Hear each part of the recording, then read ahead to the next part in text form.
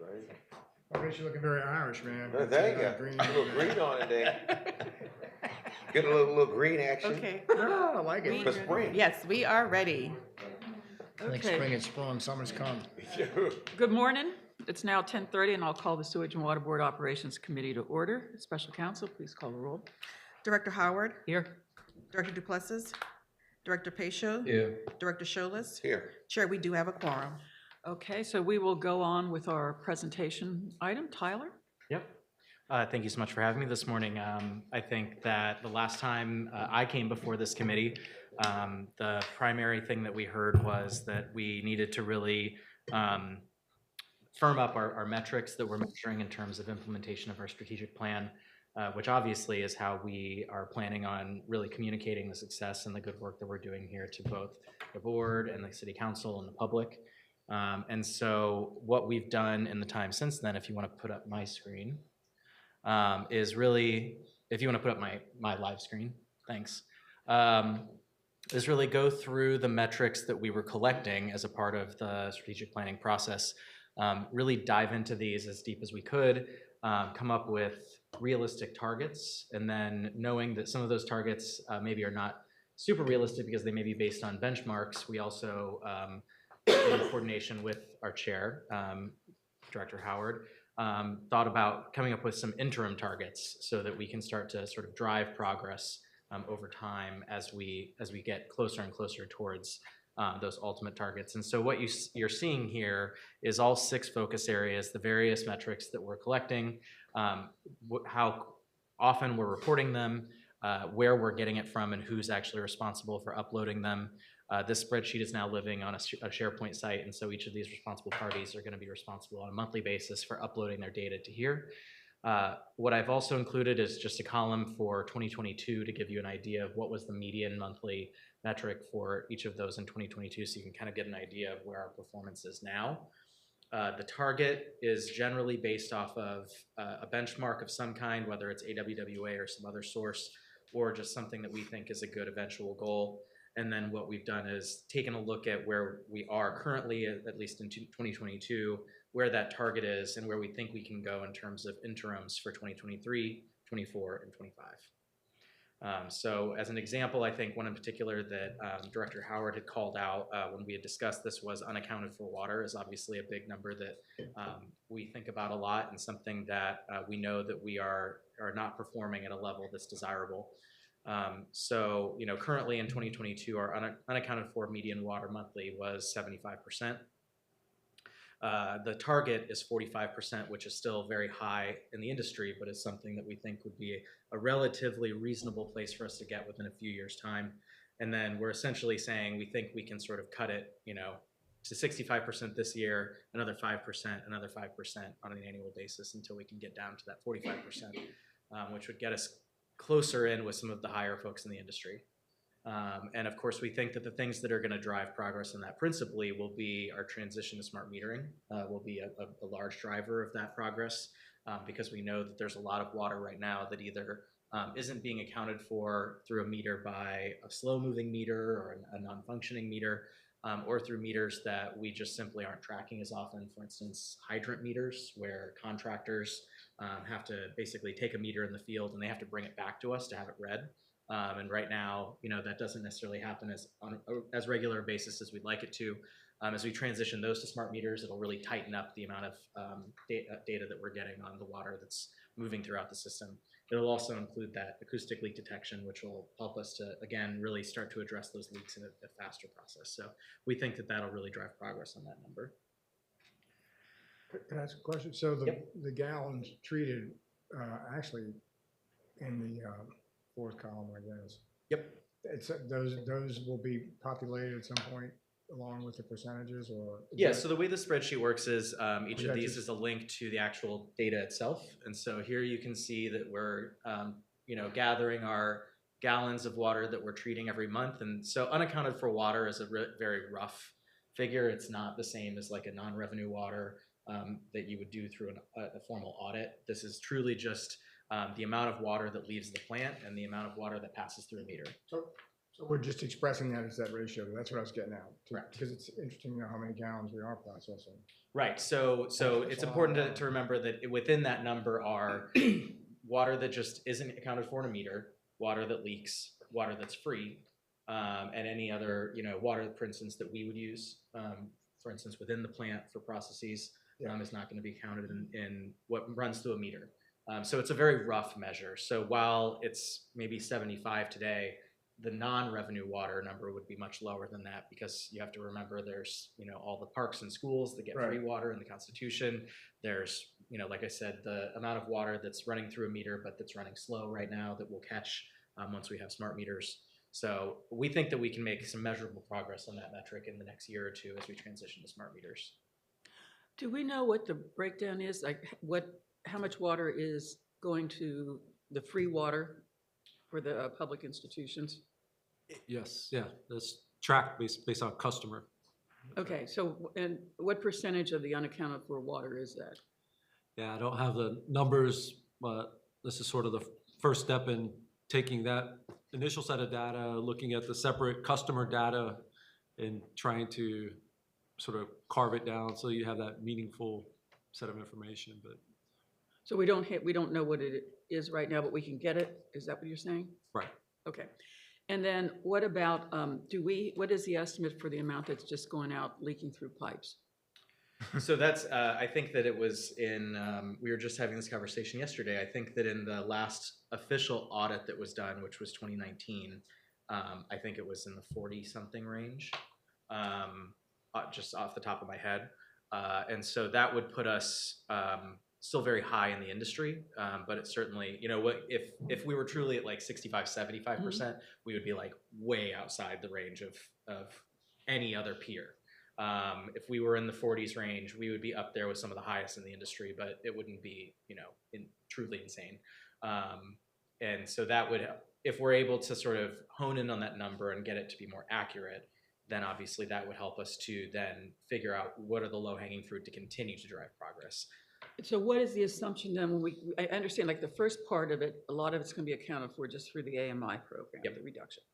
And then after that, there would be additional reductions. Are they coming from the capital plan for replacing pipes, or what is the basis?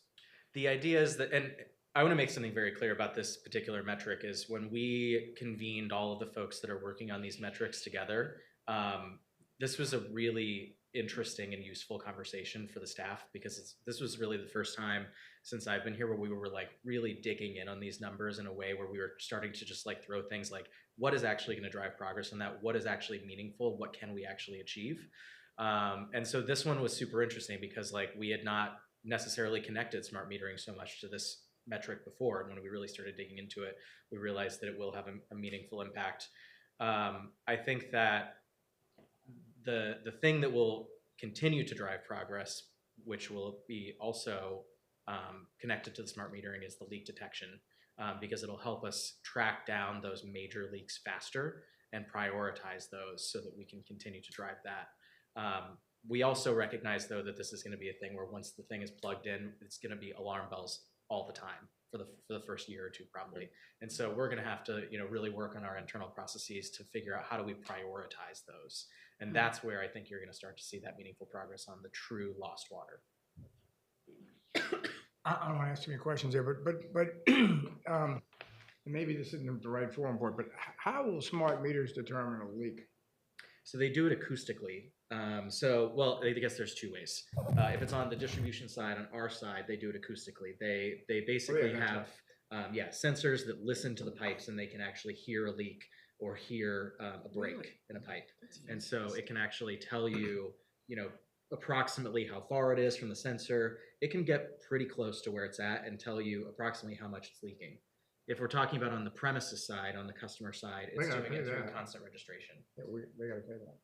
What's that? They're supposed to pay that. They're supposed to pay that, but it's That's still, not unaccounted for, is what I'm right. saying. But oftentimes we still do credit customers though for leaks, and so if we're able to get them to reserve those, resolve those more quickly, then that's less credits we have to give them the customer both of those. And last thing, it seems to me, Janet, from the 2001 Water Board BGR study, it was 12 to 14% of municipal of water It's free water, if I remember correctly. So if we're at 75, Okay, we're ahead of it. I could be wrong about that. That was a while ago.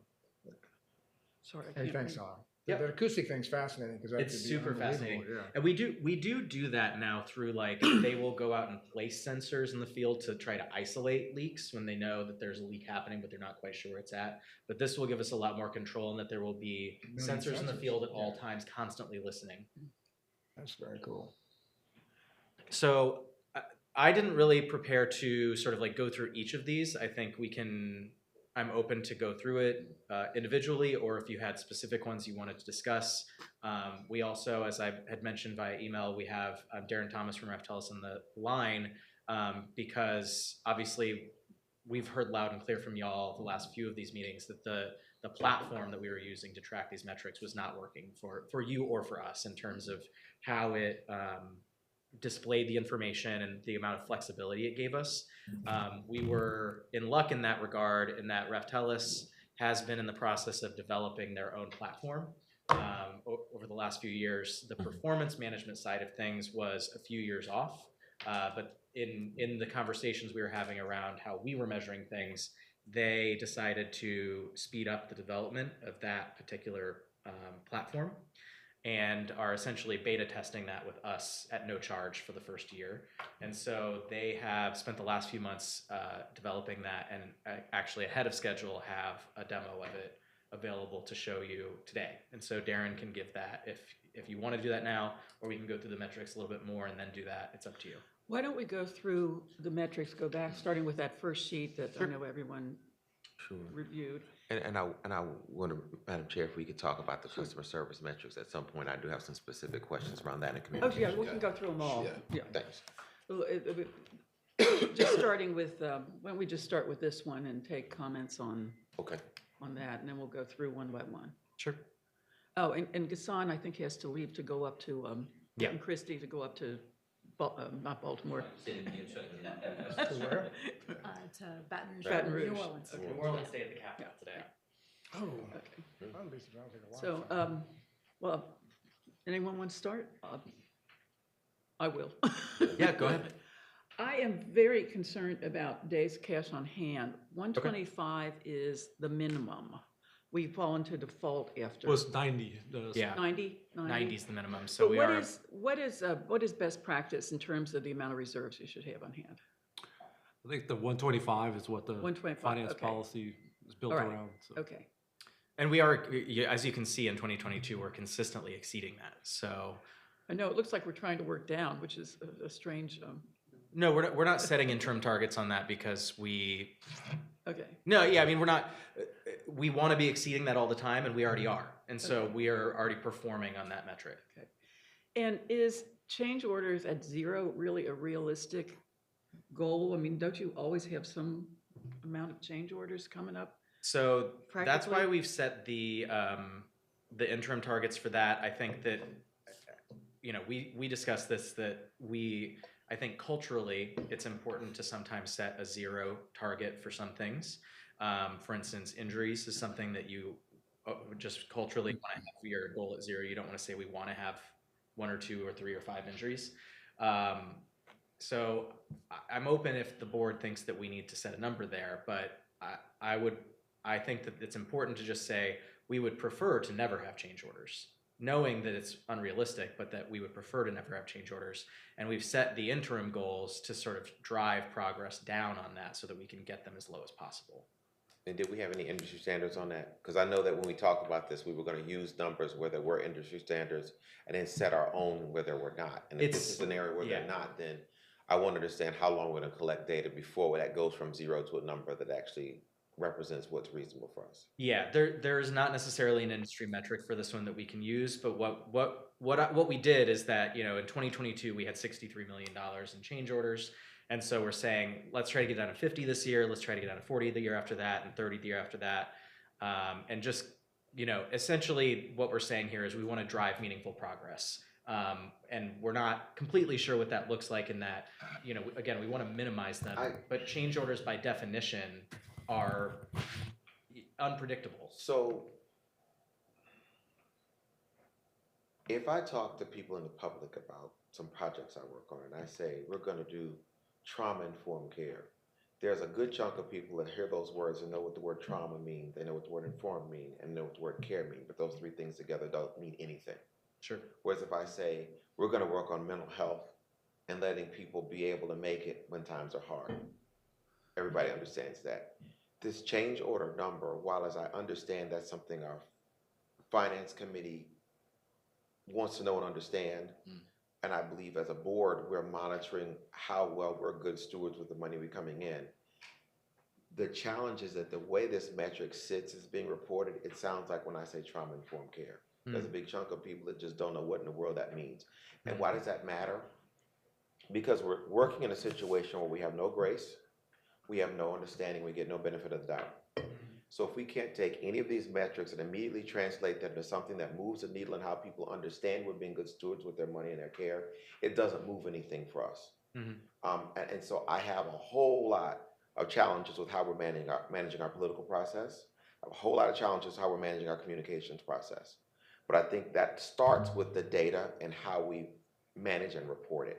So maybe that's beyond the scope of this sheet, but that is something that I struggle with when I look at these sheets and these numbers, because they don't crosswalk to things that move the needle for our stakeholders. Well, you have two things, I think. One is this this is internal or external also? So this currently is internal. It's internal, okay. But I think this is what Darren will talk about a little bit too, is the way that their platform works is we can transition it into a public-facing, web-based platform, and I think he's going to show you an example of what that looks like in another utility. But we have an extraordinary amount of control over which ones we want to show, which ones we don't. I think that, you know, largely these are at this point in time designed to report to the board. Okay. But, you know, obviously to your point, like the board wants to communicate that to your stakeholders and to the public. And we of course want to communicate it to the public as well through the board. So, you know, it's a good comment for us to keep in mind as we continue to develop these and how we want to do it in a public way. Okay. Two comments. Change orders spring from various causes, some of which I think the change order issue probably comes from suspicion of what's going on in the past, not now, but I think that has been the case many, many years ago. And people say, well, if there are change orders, it's some sort of trickery going on, which there's not. But my point is, there are different categories which cause change orders to be had. Perhaps we could look at that a little bit. And then just one thing, on the target of zero defect manufacturing, if you don't try and get to zero, you most certainly will not. And to me, it's like safety. I think your goal's got to be zero. It's just my own feeling about it. But there, like as I said, maybe a little bit of depth on what causes a change. If it's not as drawn, that's nobody's fault. Not anybody today, anyway. Right. I mean, so anyway. I think it's a good point. And you know, we've had this conversation a lot around change orders. It's like it is going to be very difficult, if impossible, to ever get to zero. But I do think that if you set a goal, you know, if we said it's $10 million, that's what everyone's going to drive to. Drive to zero. We could drive to zero change orders as a result of current day mistakes on our staff's part. Right. I mean, Okay. I understand the caveat. And again, I think that speaks to making whatever the format is digestible so we can actually use this to craft a message. Because Jan and I pushed back really hard on some of this stuff at the beginning. Because it didn't seem like it moved the needle on any messaging that we need to understand and be accountable for. And with this current environment, I'm gonna be very, very vigilant that we not only do inside baseball, but we have to manage outside baseball better.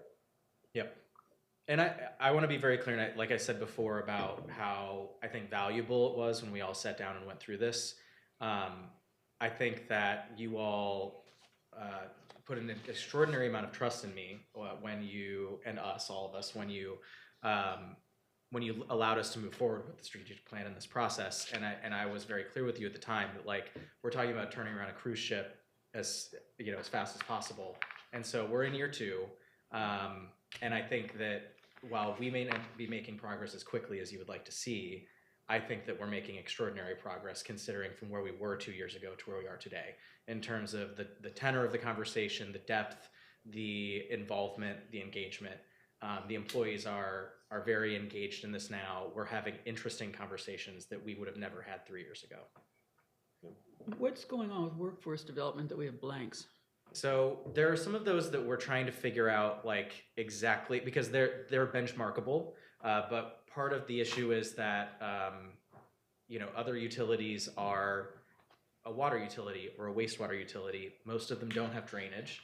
Many of our employees are split. For instance, I'm split a third across all three. And so we do still have some work to do on those particular metrics to figure out how can we disentangle some of that and try to better measure ourselves against the benchmarked metrics. So those are the few that I wasn't able to achieve your goal of having me finish all of them by this meeting. Chris, it's your area, right? Yes. So what, do you need help of some sort on getting this, getting to metrics? Other, do we not have it are we lacking something internally that we need to get, or? Well, to be completely honest with you, Director Howard, I'm not sure the answer to that question. I'm gonna have to go back and do a little bit more internal research on it before I can share. But thank you for the question, and if so, I'll absolutely follow back up with you.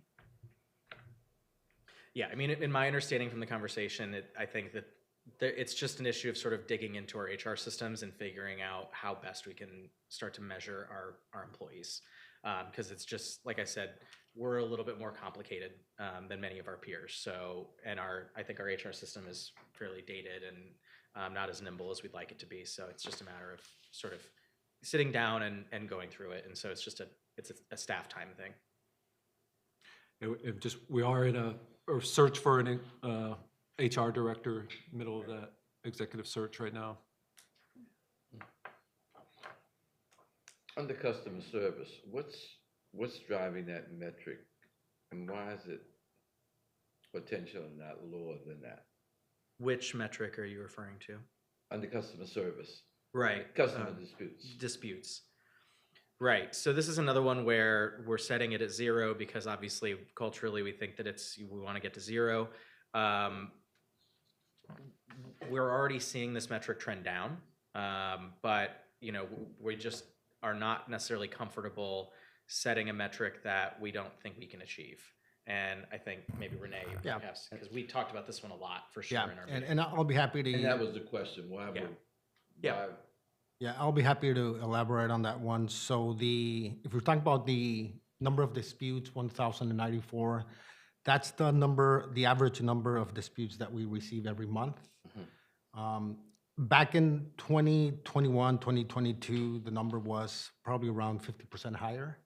And 1,094 disputes on average per month is around 2/3 of 1% of our total accounts, which is really not bad at all. Obviously, we want to improve that number. A stretch goal would be, to have 0. That's an aspirational goal. Like, no one wants to receive any complaints, but complaints are going to be received. I mean, even if you do a perfect job in whatever it is that you do.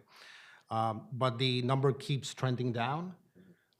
And that is a result of a combination of things, increases in processes, enhancement of tools that we have, and more importantly, the tools or projects that we're currently working on will also contribute to lowering that number to where we need to be.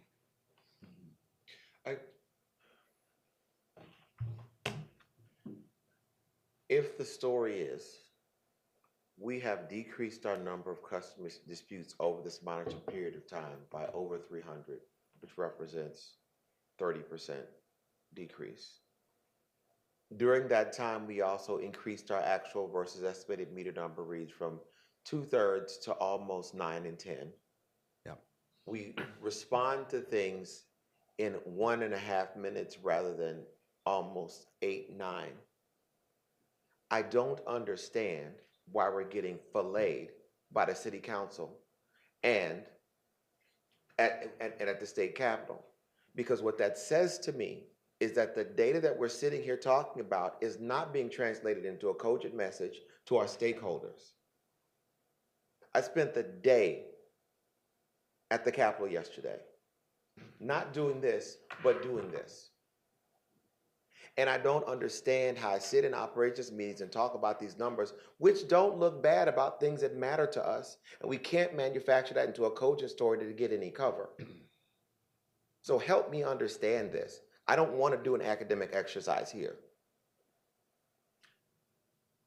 Can't make the press cover it. Okay, I think we got two things going on. One is, we need, I think we just plain need hard data for our internal groups. And I agree with you, we have a major issue in communication with the public. And you just look at the numbers, you wouldn't, if you're going out to public, you wouldn't just say 1,094, you'd say that's two-thirds, 0.66%, so that you can start getting that message out. But maybe we should have a different, another meeting on this particular communications topic. This is, because it's not just communications, it's how we are governmental affairs managing, how we're managing our external affairs. If this is just not meeting our needs. And it's very hard for me to talk in theory about what these numbers look like when we are getting obliterated. And I don't know how to say that nicely. And I will add, your feedback is on point. Director Howard, I think you mentioned during the last committee meeting of using data more strategically. I mean, Ray and I are part of, for example, the Building Ordinance Committee. We've met with council, we've presented our numbers, we report our numbers every quarter. And yes, what we hear back many times is, we, the council, keep getting flooded with all these, issues and complaints. But when we look at the data tells a different story. The data tells a different story. We track, for example, all the escalations that go out to the council. We track them by district. So when I'm sitting in front of the council and I hear, my district has received stacks of complaints, I'm able to say, well, according to the data that I have, you received a handful of complaints this month. Now, if that is or not falling into deaf ears, that's not for us to control. But I'm sorry to interrupt, but even if there's one complaint, if it's loud, vigorous, and from somebody that's meaningful, that's one too many. And so that response doesn't feel like we are being acknowledging that there's work to be done. And I know that I have waylaid the meeting that going in this direction, and I will reel that back. But this is a challenge for me. But I think the point is what you just said. The data looks good. Is the reality good? Yeah, and I think the perception, the perception is of our community and of many external stakeholders is not where we'd like for it to be. Absolutely not. I think we're the first to admit that we can, and we should, and must do a better job of communicating with everyone all the things that we do well. And if you listed everything that we're doing well, it's a long list. It's an extremely long list. But most of these efforts are not known to the community. So can I just add one perspective? And I think Dr. Schultz just you provided the answer to our dilemma here. Progress is great, and we do share it because we are working with council members on a daily basis, and they're seeing the results that we're providing them and the success and the progress we're making. But you just made as one unhappy customer, especially if they're loud, is one too many. That's why we're struggling with whatever remaining percentage that still is unsatisfied drives the story, right? We're as unsatisfied as the most unsatisfied, or we're as satisfied as the least satisfied, right? Customer we have. That's why we're driving down to the zeros, even as unattainable, but that's our story. And if we're gonna do that, we can't, I'm sorry, one more. We cannot be blamed for not telling the story because we are. Can we tell more? Of course we can. But it's how it's being perceived and what is the focus that some people choose to make or do or whatever, focusing on the minority and exaggerate and then dwarf the successes. We don't have a strategic plan for government in communications, Relations. and we have 22,000 followers on social media, and we have 250 community engagement things. No, we can't control the story that people choose to write about us, but we can control the story we tell about ourselves. And I have a problem with us having 22,000 people engaging us and 250 community outreach. Yes, that's a start, but that's not going to move the needle when there's all these stories coming out from other people. I can't control what the council says. I can't control what the delegation says. I can't control what the stories get picked up cover, but I can control my message and me giving it direct to consumers.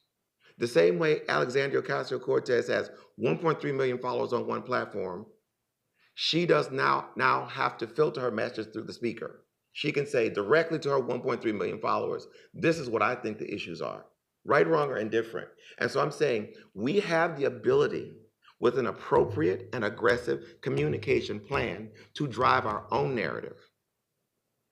And whatever these numbers are, driving the narrative is going to be critical to making sure the story that any of these numbers tell is a fair story. I couldn't agree more. And that's where it's starting. It's starting by tracking and monitoring and showing progress so we can tell the story consistently. Let's, Okay. if it's okay, I'll yield, yeah. Maurice, can we, Sure. because this is a huge, very important topic and one you're not the only person that's focused on right now. So could we break that into another meeting and continue? Strategy ought to be involved in this too. I mean, this committee's not responsible for running the whole water board, so be mindful of whoever else is working on it, right? Sure. So, My apologies, Madam Chair, yeah. But no, that's a. everything you're saying is right. It's Everything you're saying is unfair. Right, but I we agree just, with you, just I so you think, know. I think right now though, we've got the issue of, we're focusing on how we're going to drive change internally and how we're gonna measure that change. And that's a big topic in and of itself. So if we could stick to that and then, you know, say, Poca, we can figure out where this particular issue gets addressed, but it is something. We're a service industry, even though we're selling water, we're really a service. And service companies, if you do everything right, you know this, you don't hear anything. You only hear something when something's not, everybody expects 100% right. And so it's just, it's a hard, but Okay, but so right now it seems particularly unfair. are we okay moving on? Yep, we're Okay. good. All right. So other comments? My only thing with the zero thing, I think it's fine to have an aspirational zero, but when you look at something, you say, well, we're gonna go from 600 to zero, because this is supposed to be a 5-year plan. We only have 4 years up there, by the way. Is that because one? Well, we're in year 2 right now, so. Okay, so but we don't know what happened in year, we'll just, okay, year 2, we're at year 2. When you go say, well, we're gonna have 600 complaints and then we're gonna have 0 the next year, there's something, if that's really what we're doing, this 5-year plan versus our overall goal in eternity, that's, Yeah, we can- I'm left with Yeah, I think how's that gonna happen? The easiest thing is just to adjust the goal to not an aspirational goal, but a realistic goal. So a percentage of a fraction of the 600 number can replace the 0. Yeah, I mean, I think that this is one where I would be less attached to a 0 goal, where like there certainly is a benchmark where other utility, like no utility is ever getting 0 disputes. Someone is always unhappy with their bill, and they are going to like, and we only have a certain amount of control over that number, right? If there's an ability to dispute, someone's always going to do it.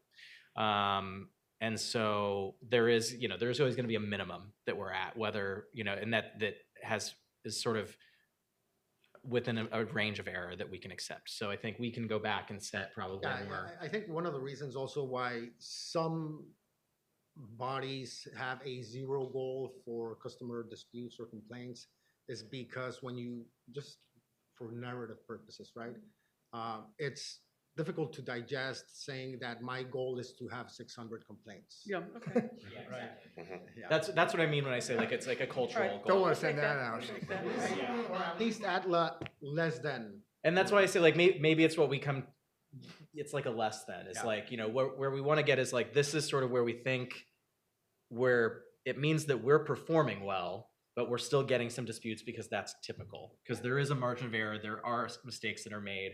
And so maybe we set it at something that's like, fairly low, but it's a less than sort of like open-ended. Yeah, and customer disputes also just a quick And maybe it's a reminder. percent. Yeah, and just to acknowledge, we have a lot of opportunities internally. There's a lot of things that we can improve, that we can do better, that we're not doing well. We're not doing it in the way that our community expects or is entitled to. The number of disputes is not a number of like incorrect bills or mistakes. It's just a dispute.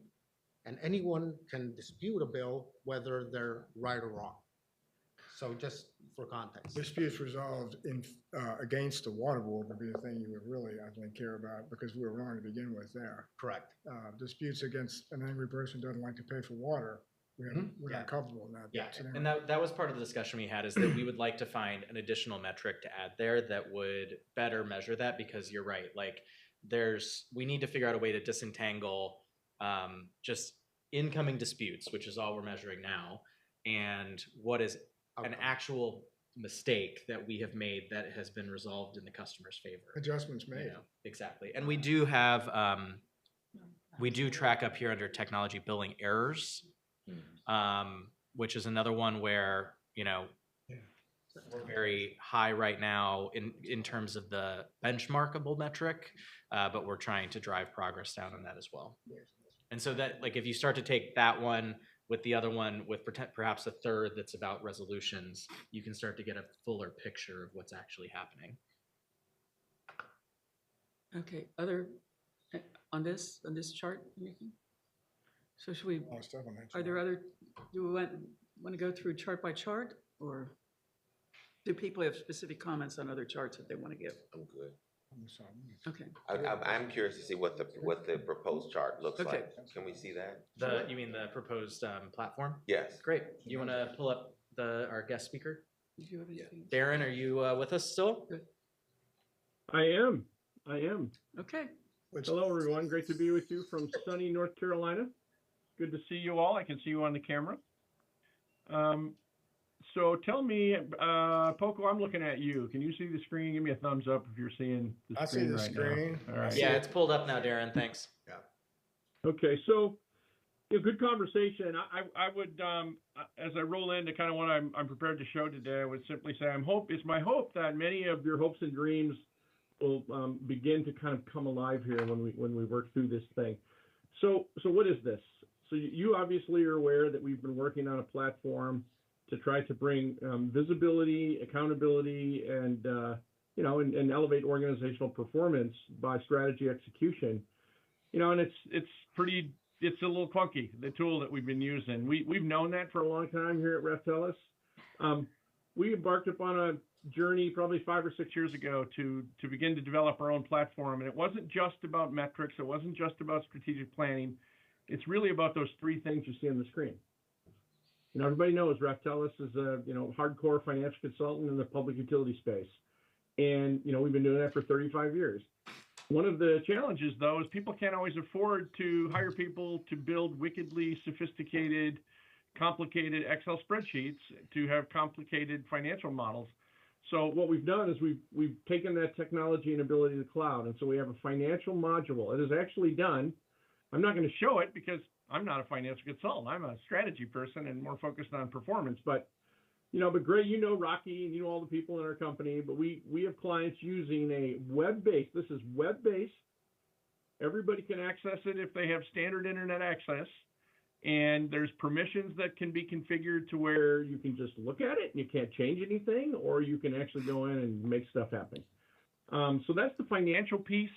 And it's really to allow, all utilities to have access to good financial planning. That's the bottom line. Analytics. Our company's been doing benchmarking in the utility space forever. We have tons of data. If staff knows this, you can go to the AWWA bookstore and buy a benchmarking book that is actually a Reftelis product, but we stick the AWWA logo on it. That data is coming into the analytics module. Most of that analytics data right now is financial. So, you can compare your bills, you can compare affordability, you can compare, your rate structures and things like that on the analytics side. What I want to talk about today is on the performance side, and this is the LEO performance over here. And so I'm going to drive this way. So keep in mind, right now this is released in beta. Performance side is released in beta, meaning that nobody has access to this other than us. Tyler has access now, but we are not in full production on this thing. So what we've done is we've taken the Sewage and Water Board's strategic plan, and we've loaded it into what is the current functionality. I want to point a couple things out for the board members real quick.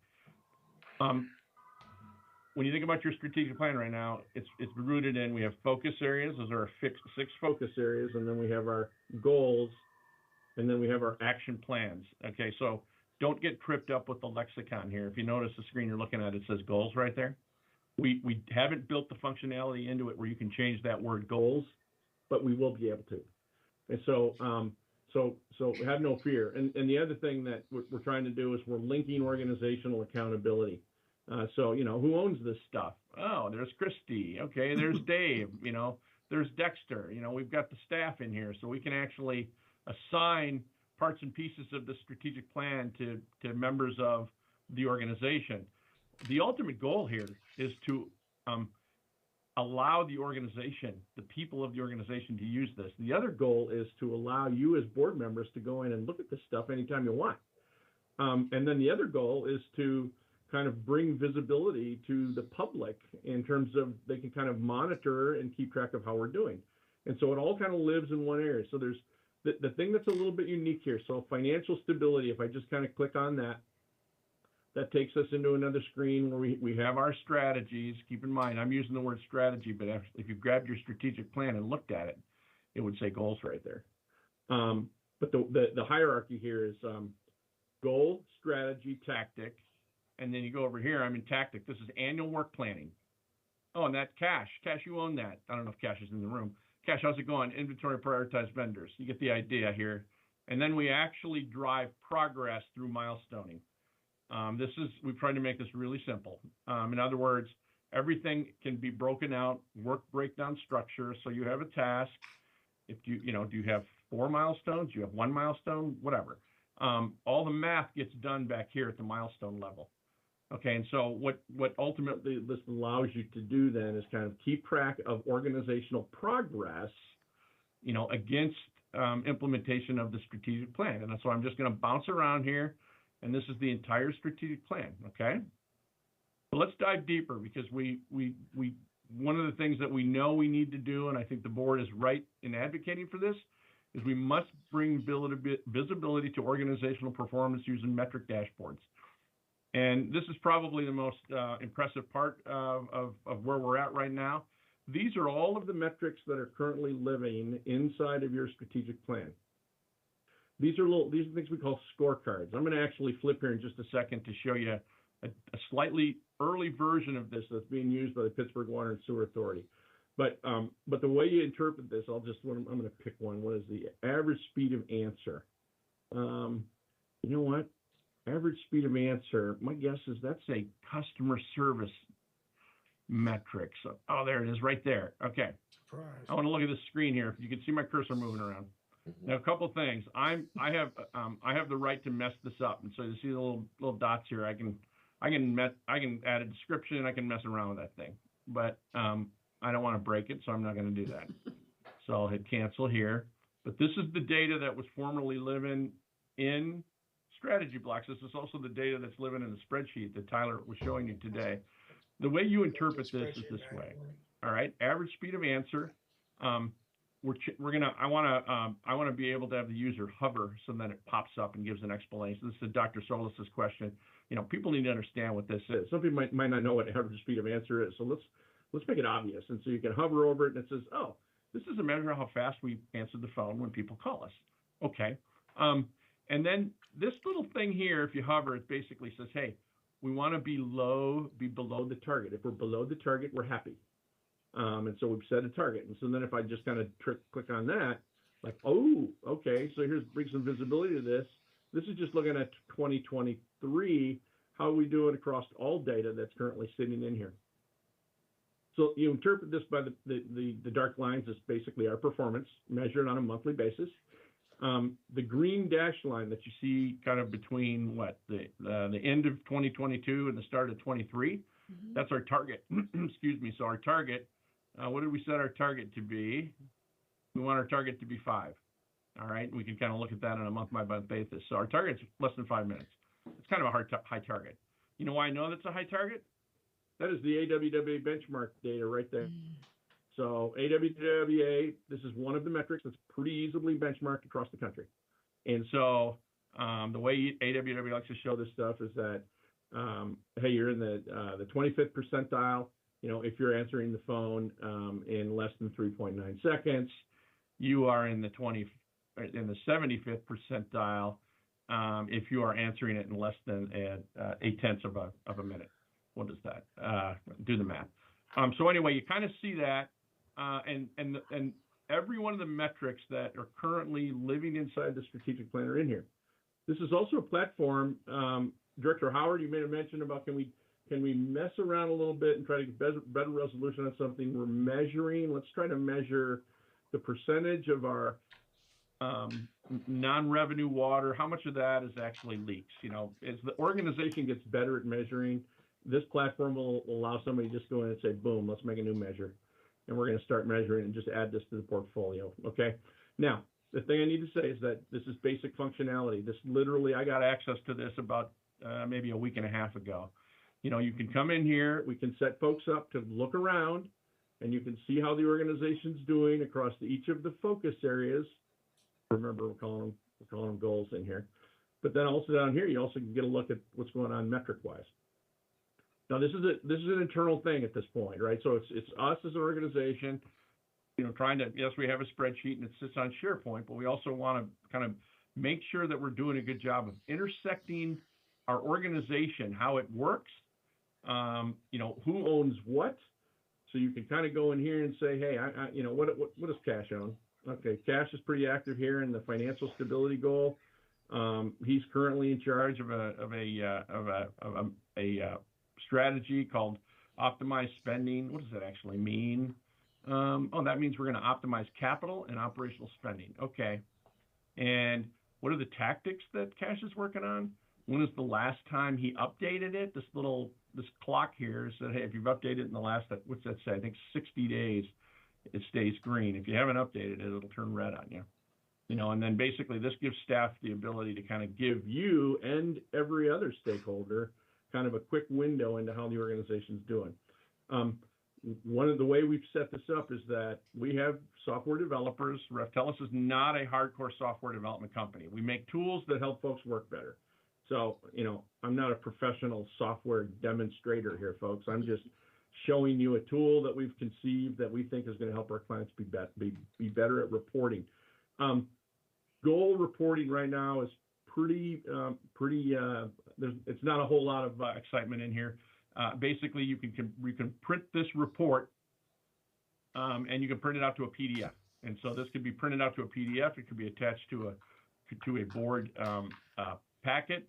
You know, you could also, you know, add the dispute resolution metric right here that we just talked about.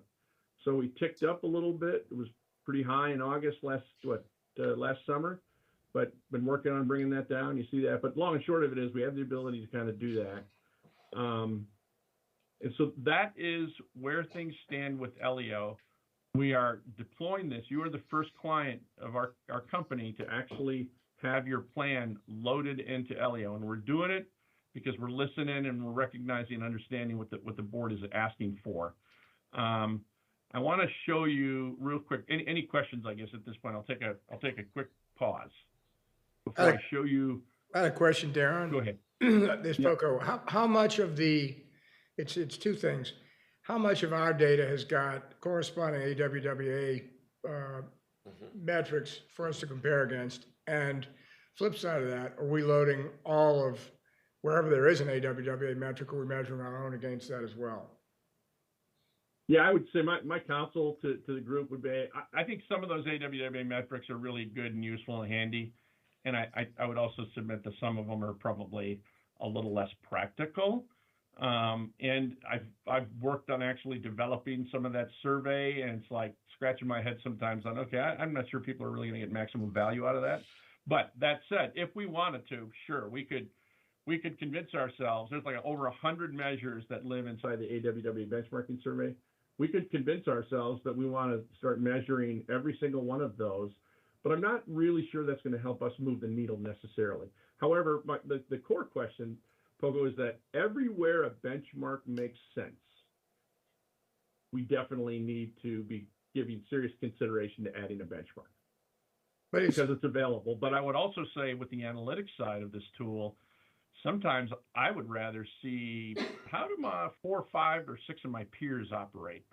I'd like to, because, you know, I don't know if I could compare myself to, I don't know, Madison, Wisconsin.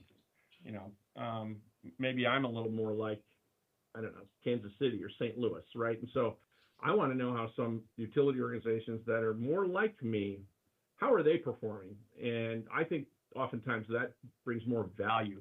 So, you know, instead of just benchmarking, it could be a peer analysis initiative. So I want to show you the early version of this. We started thinking serious about this back in 2017. I'm doing this intentionally. Are you seeing me in Google right now? Mm-hmm. Yeah. Actually, I looked over at my other screen here. Okay. So I'm just navigating to the Pittsburgh Water and Sewer website. That looks nice. I know they have an area down here they call performance. And this right here is essentially a early version of Elio operating behind the screen. And so what this has basically done is that this is where the organization visually talks about performance. To Dr. Solis' question, you know what? Yeah, we got to have a place on our website that celebrates all the cool, awesome things we're doing, because if we don't get there, people are going to continue to pick on us. But the underlying thing happening is this thing is we called it Headwaters for them. This is their strategic plan. You know, you have a strategic plan. So like their first goal is to protect public health and the environment. All right, how they doing? Oh, let's see what's that say. The number of lead service lines that they've replaced. Look at that scorecard. Doesn't that look similar to what I just showed you in Elio? I wonder how they're doing. Oh, okay. I wonder how they've done. Oh, that's cool. They've been working at it, since 2016. So this is a cumulative number, by the way. And you see underneath there, that is the target that they've set for themselves as they've kind of moved through time. Okay. So, well, that's interesting, but it's only one metric. So what else you got in here? How about, let me just bounce to some other areas in the plan. Okay, there's their plan, similar to the Sewage and Water Board. How are we doing in terms of our ability to answer a call? They're at 1.27. Their target is 1, so they're not happy. How they've been doing over time. All right. I don't believe this is actually, well, maybe, yeah, AWWA sends the stuff out every year. So this is how the benchmark has changed over time. you have a key on that. You see that top line, that's the 25th percentile. Should have a key. No idea what happened here. Everybody must have taken everybody must have taken October off because the number's pretty high. You get the idea. Now this is the external facing version. I'm going to show you how this can pivot, and we're planning on doing this in Elio as well. Hang on a second. Let's see if I can remember my login. All right. So now I'm going to go home. Wow, the departments. All right. Well, that's new. I wonder how Julie's doing. She's the manager of the customer service group, Renee's equivalent. Wow, there's more metrics in here. That's interesting to look at. And all those metrics are mapped against elements of their strategic plan. Okay? The thing you need to note, you see those little public data, you see that? And then you see the lock is off. Yeah, we're not sharing that publicly yet. Okay, and they can kind of turn it on and off, decide what they want to do. Okay?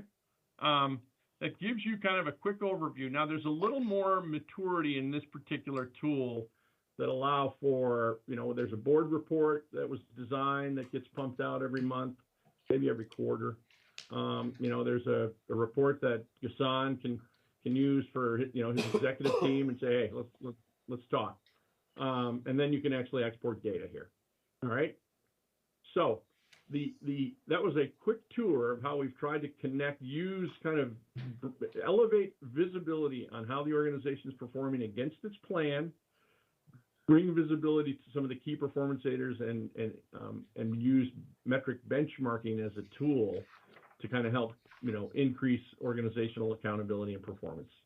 All right, so then it's back to here. So we will be developing additional functionality. We are continuing to load information here. In fact, mid-June, we have our quarterly update, with the folks that report to Gray, the folks that report to Renee, the folks that report to Christy, et cetera, et cetera, et cetera. We're going to get the updates here in Elio. And we will get in a position that the next time the board sees performance reporting, our intent would be to have it be pushed out of Elio. And frankly, instead of showing up at a board meeting and trying to review the board packet, you can just go online and look at this and figure out what you want to ask questions about when you're at home drinking a cup of coffee. You don't have to actually wait and look at it, use a piece of paper. All right, that was fast. How'd they do? Great. Any questions for Darren? One question, the percentage of progress, is that the annual? Percent of what? You know what, Janet? Percent- Great question. The percent of progress is based on, it's based on the entirety of the work plan that's actually in the model. All right, so it's a great question. I know you wanted some visibility on that in the past. The challenge is, if you think about it, you have a focus area, whatever it is. We have a focus area, financial viability as an example. I don't know how practical it is for us to actually be able to map out every single thing we're going to do to advance that particular focus area and drive those strategies forward for the next 5 years. And so kind of what we've settled into is say, hey, at the end of the year, when we're in Q4, let's be giving serious consideration to what we're going to do in the next year to move the needle. And so that creates the work plan. And then the work plan goes into the model, and then we gauge everything against how we're doing in executing our work plan. So that percentage is the percentage of the anticipated work that we signed up for, in addition to our day job, to advance forward. And so that percentage is really based on the work plan that's currently in the model. Does that mean the annual work plan? I'm still confused. Yeah, Annual it's work essentially plan. Yeah, so- annual. I mean, if you think of it this way, you should be making about 20% progress on your focus area per year, right? But in some years, you're probably going to be more productive than others based on the amount of stuff that you're getting done. And I think what Darren's trying to say is, there are going to be those years where we're going to say, okay, we've accomplished this little bit, which might have been like 15% over 5 years. But now that we've done that, we've set ourselves up to have a big year where we can potentially do more. So it's difficult, I think, to measure 5-year progress. I'm not asking for, I'm just asking what we're measuring. Yeah, so it's it's annual. Yeah. And then where does this group find the updated work plan for the year? Because that indicates what was finished last year, things that are continuing from last year, and what was added. Because the work plan is supposed to evolve over a 5-year period, and we've seen only the first year. So can someone tell me, Tyler? Got you pulling up. You want me to answer that, Tyler? Yeah. There you go. So the short answer is it's still living in strategy box, Janet. I'm sorry, is what? Yeah, it's still living in the other platform that we're using. We're keeping both of these things running right now. So that kind of shows you the work plan at the end of Q4 of last year, I believe. Okay. So if you just kind of tab through that, Tyler, it's the format that the board has kind of seen formerly. And then if you wanted to see the higher levels of detail, you have a page past that? Or you're showing my screen, aren't you? Yeah, I mean, Sorry. basically the answer is right now we're still continuing to track it through the old platform. As we move over to Elio, Yep. The sort of like concept of the annual work plan will likely dissolve in that you'll be able to at any time track live progress as we're adding things and removing them. So it'll be a little bit more dynamic, and I think we'll give you a lot more control over what you're viewing rather than now where we have to give you a PDF of screenshots of this platform. So does this exist online yet? This exists online in a form that only a few people have access to because this platform doesn't have we have a limited number of logins, and so it's tightly controlled by myself, Darren, and a few other people. And so that's why, like I said, when we give you a report, we are basically going and taking screenshots and putting them in a PDF for you. When we transition fully to LEO, you will have like a board member login, and you can go in and view all of this at any time, whenever you want, and have full control. Okay, I think whenever this committee's meeting, it should get the, either the access or the printout of the whole thing. Yeah, our intent is to allow to allow others to come and explore probably end of June-ish. That's what the developers have told me. And so they're like, hey, end of June, we're gonna button it up to where we feel comfortable to letting the world kind of start seeing it. And at that point, Director Howard, if that's kind of our what we think we can pull off. And then each of you will get a login. You can go in and start looking around. I want to make sure Darren heard. Janet just said it's cool. Cool. Yeah. I can't wait You know to what? play. It's by design. My whole thing, my contribution to this was, hey, basic functionality. Our clients don't need overly complicated platforms that they have to be, they have to have a PhD in computer science to actually run it. We need basic functionality.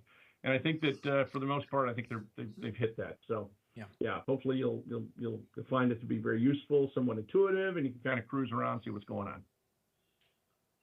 Comments for Darren before? Like that. Thanks, Darren. Darren? Good. Thanks, Darren. Any other questions or comments for me?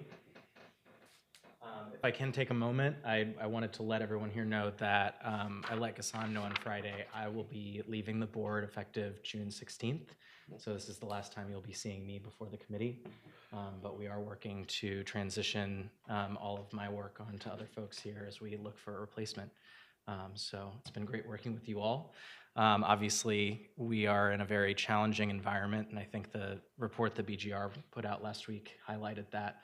And I hope that in the coming years, we can find a way to resolve some of the challenging governance issues this board faces, because I think that we provide an extremely critical service. And to your point, Dr. Scholas, to sort of tell a starving baby that they have to stop crying before you feed them is not productive.